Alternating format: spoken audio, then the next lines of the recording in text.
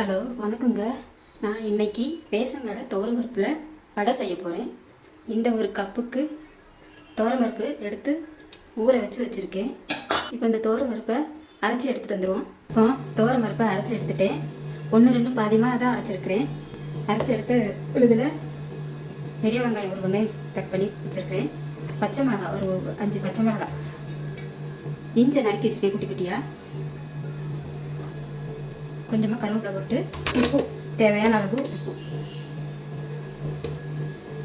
உப்பு போட்டு பிசைஞ்சிட்டு வடை செய்ய ஆரம்பிச்சிடும். அப்படின்னா எண்ணெய் சூடானதான் வடையை போட்டு எடுத்துருவோம்.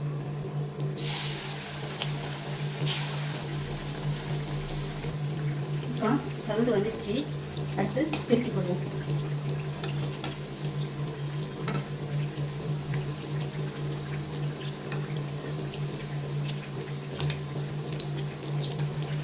இப்போ இது சவுண்டு வந்துடுச்சு.